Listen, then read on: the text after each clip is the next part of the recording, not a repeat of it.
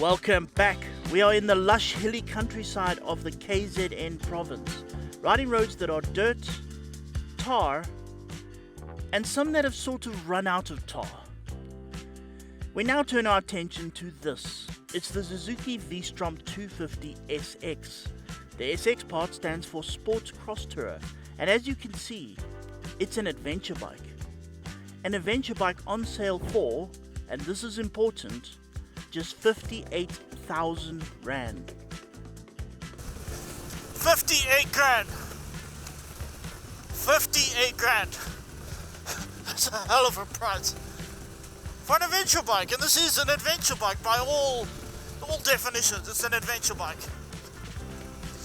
And you think about it, 58 grand. I mean, the price of some of the other bikes, I mean, you're lucky to get away with anything less than 100 grand. In fact, I don't think there is anything else less for than 100 grand. Take a CB500, that's 120,000 Rand. And fair enough, I mean, yeah, this is a 250. But, in fact, the motor is exactly half of what a CB500 is. That is a 500cc twin. This is a 250 single, it is half. But it's half the motor. It's not half the motorbike, definitely not. Indeed, that motor, the same as that found in the Gixxer 250 road bike, is a 250cc fuel-injected, oil-cooled single, pushing 26 horsepower and 22 Nm of torque, all while hosting a 6-speed gearbox. This little motor is not fast. If you try really hard, you'll see a little more than 150 kilometers per hour. And so if you try very hard, 150 kilometers per hour. 120 though isn't difficult. Except for some of the really steep hills, steep uphills. What I love about small motors like these is that they are just begging to be revved. I spoke earlier on about the 1050, how it encourages you, going, come on, give it a try. This thing is just flat out mocking you. It's like, oh, come on, what do you got? Open the throttle, come on, more, give it more, wah. And why not? That motor is wrapped in a chassis that weighs 167 kilograms with all the fluids on board. Yeah, after getting off that giant 1050, and I mean that 1050 isn't it? The giant is giant. This thing feels it's like riding a breath of fresh air. It's just there's nothing under you. I just feel like I'm kind of. It's like there's a corner going that way, so I'm just gonna say turn that way. Oop. Yeah, I hardly even did anything. It just did it.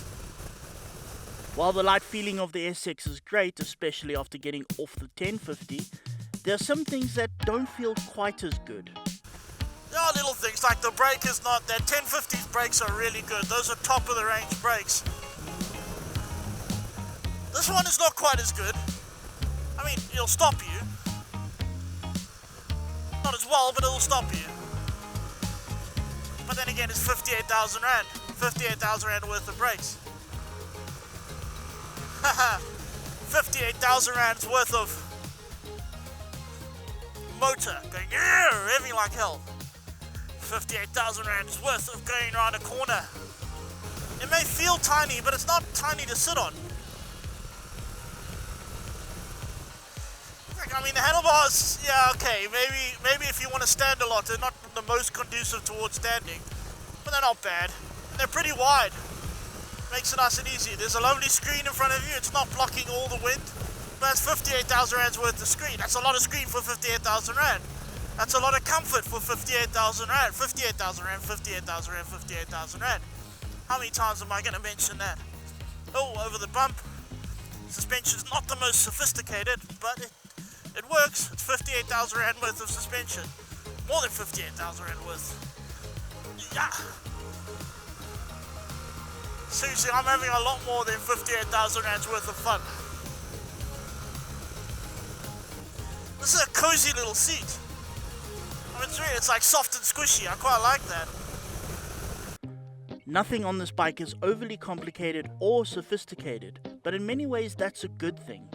It's simpler, easier to use, and that does a lot for rider confidence. On the bigger bikes, you immediately have this sort of sense to be a bit more cautious. Like these roads here, these African roads, bottles, sand, all sorts of things. You kind of want to be cautious. It's like, oh, there might be something around this corner, I might not stop, or if it goes, I might not save it, or, you know, lots of things. Whereas with this, there's none of that. It's like, I just feel like I could do anything. I feel invincible. Utterly invincible. Maybe a fool's thought, but hey, I'm feeling it and it feels good right now. I am Valentino Marquez. Yeah. Some viewers with better memories might remember that Suzuki previously had a 250 V-Strom that they later dropped. And that was a lot closer in price to the other 300 machines than this one. How did they get away with this? So this is not a DL250. Previously they had the DL250, that was a twin. This is the single, it's actually called a DS250, but still a V-Strom. Apart from less cylinders, this machine is also built in India, a place that's good at making hardy bikes for a very good price.